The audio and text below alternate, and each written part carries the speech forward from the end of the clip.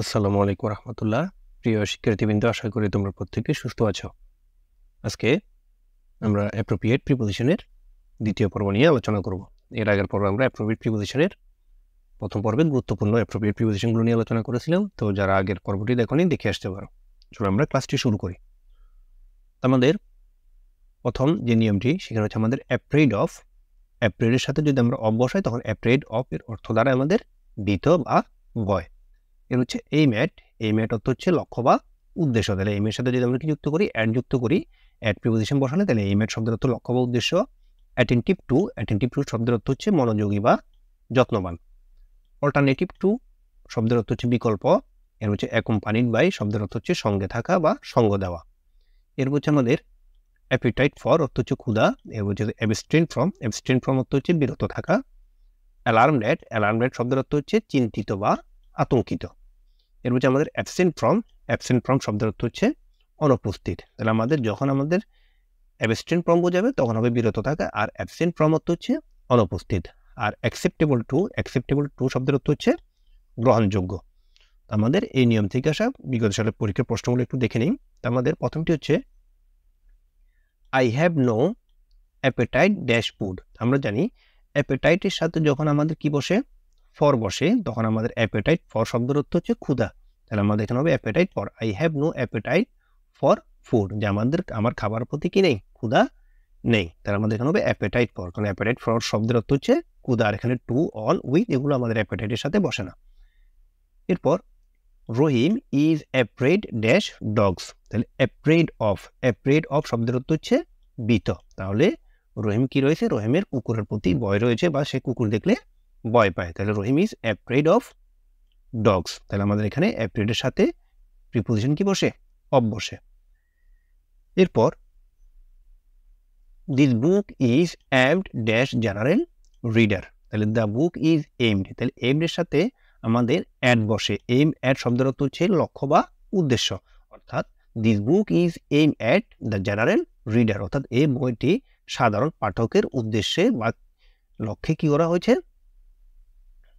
নির্মাণ করা হয়েছে বা তৈরি করা হয়েছে। তাহলে the book is aimed at the general reader, অর্থাৎ এটি সাধারণ যে পাঠক রয়েছে তাদের উদ্দেশ্য করেই বানানো। তাহলে আমাদের এখানে এম এর সাথে কি বসে, এম এর সাথে অ্যাড বসে। এইমড অ্যাট অর্থ হচ্ছে লক্ষ্য বা উদ্দেশ্য। এরপর অ্যাবস্টেইন ড্যাশ ইভিল কোম্পানি। তাহলে অ্যাবস্টেইন ফ্রম অর্থ হচ্ছে বিরত থাকা বা দূরে থাকা। তাহলে অ্যাবস্টেইন ফ্রম ইভিল কোম্পানি, অর্থাৎ খারাপ সঙ্গ থেকে কি থাকো, দূরে থাকো। তাহলে অ্যাবস্টেইনের সাথে আমাদের কি বসে, অ্যাবস্টেইনের সাথে ফ্রম বসে। আর অ্যাবস্টেইন ফ্রম শব্দের অর্থ হচ্ছে দূরে থাকা বা আলাদা থাকা।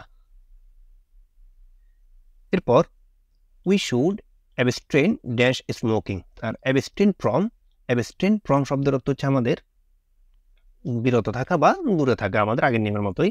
We should abstain from smoking. তাহলে আমাদের উচিত ধূমপান থেকে কি থাকা, দূরে থাকা। তাহলে অ্যাবস্টেইন ফ্রম অর্থ হচ্ছে দূরে থাকা। তাহলে we should abstain from smoking. তাহলে ধূমপান থেকে আমাদের দূরে থাকা উচিত।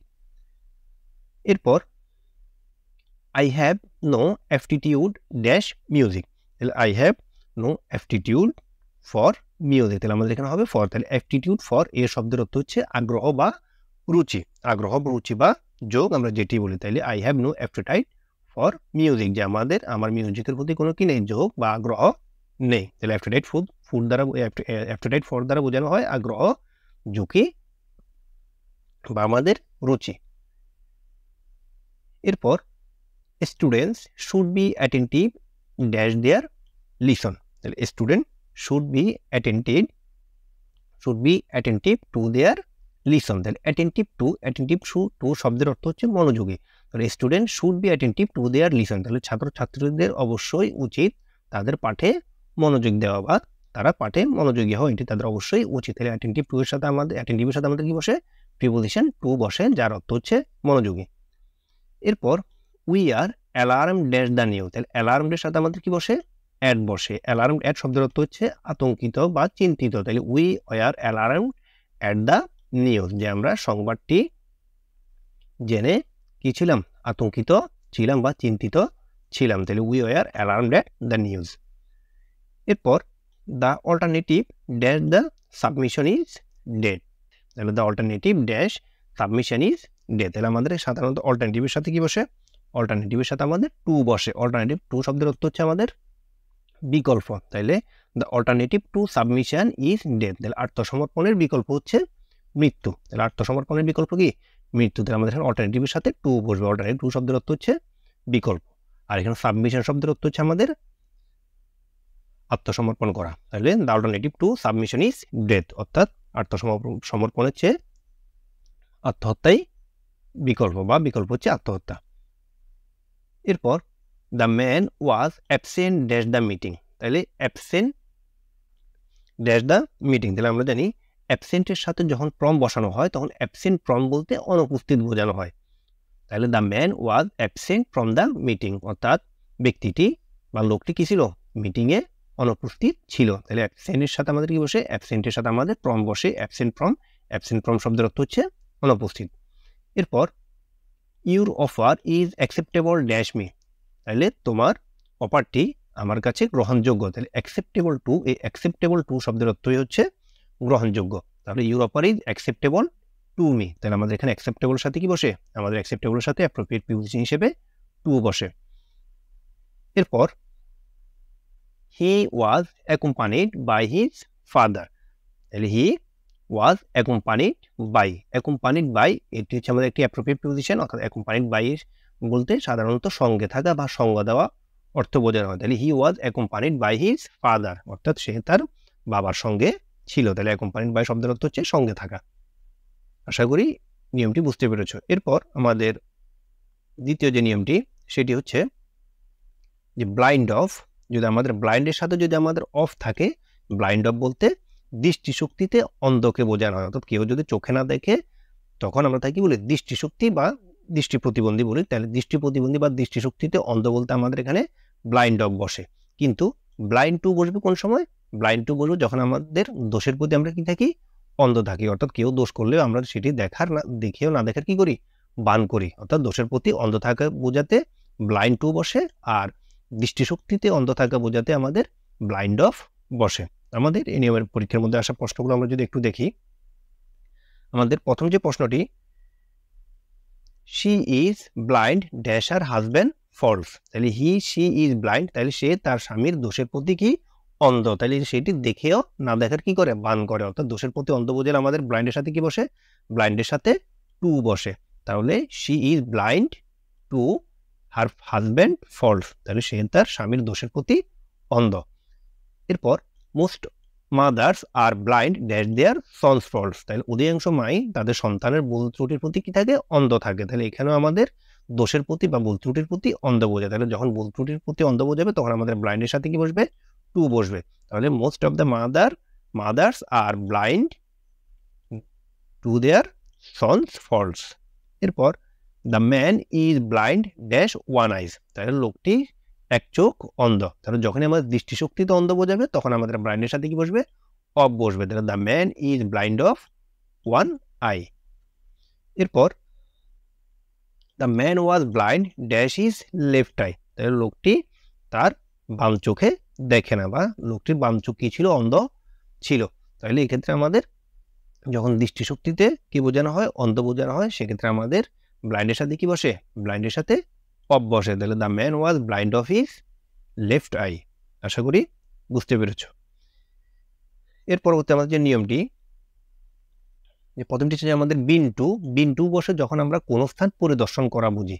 অর্থাৎ কোনো স্থান পরিদর্শন করা বা ঘুরতে যাওয়া বা দেখতে যাওয়া বোঝাতে আমাদের বিন টু বসে। এরপর আমাদের বার্স্ট ইন্টু শব্দের অর্থ হচ্ছে কান্নায় ভেঙে পড়া। অর্থাৎ আমরা যখন কোনো ঘটনা শুনে যখন কি করি? কান্নায় ভেঙে পড়ি, তখন সেটি আমাদের অ্যাপ্রোপ্রিয়েট প্রিপোজিশন হিসেবে বসে বার্স্ট ইন্টু। এরপর আমাদের ব্লেসড উইথ বলতে সাধারণত আমাদের কোনো ব্যক্তি বা বস্তুকে পাওয়ার সৌভাগ্য হওয়াকে বোঝায়। তাহলে কোনো ব্যক্তি বা বস্তু পাওয়ার সৌভাগ্য হওয়াকে বোঝায় কি? Blessed with. Are blessed in শব্দের অর্থ হচ্ছে আমাদের সুখী। তাহলে কোনো কিছু ব্যক্তি বা বস্তু পাওয়া অর্থে ব্লেসড উইথ বসে, আর সুখী অর্থে ব্লেসড ইন বসে। তো আমাদের এই নিয়ম থেকে পরীক্ষা আসে আমরা প্রশ্নগুলো যদি দেখি, তো আমাদের প্রথম প্রশ্নটি হচ্ছে have you ever been dash New York. তাহলে have you ever been to. তাহলে আমরা জানি যে তুমি কি কখনো নিউ ইয়র্কে গিয়েছো। তাহলে আমাদের এক্ষেত্রে যখন কোনো জায়গায় ঘুরতে যাওয়া বা দেখতে যাওয়া অর্থ বোঝে, তখন আমাদের বিনের সাথে কি বসে? বিনের সাথে টু বসে। তাহলে have you ever been to have you ever been to New York. এরপর আই ভিজিটেড কক্সবাজার ফ্রিকুয়েন্টলি, যে আমি প্রায় কক্সবাজারে ঘুরতে যাই। হাউ এভার, যাই হোক, I have never dash Teknaf, কিন্তু আমার কখনোই কি হয়নি? টেকনাফে যাওয়া হয়। তাহলে ক্ষেত্রে আমাদের went to, visited to, gone to, been to, অর্থাৎ আমাদের কোনো স্থানে যাওয়া বা ঘুরতে যাওয়া বা পরিদর্শনে যাওয়া বোঝাতে কি বসে? বিন টু বসে। তাহলে I have never been to Teknaf, কিন্তু আমার টেকনাফে যাওয়া হয়নি। শি ওয়াজ ব্লেজড ড্যাশে সন, তাহলে আমরা জানি যখন আমাদের কি বসে? ব্লেজডের সাথে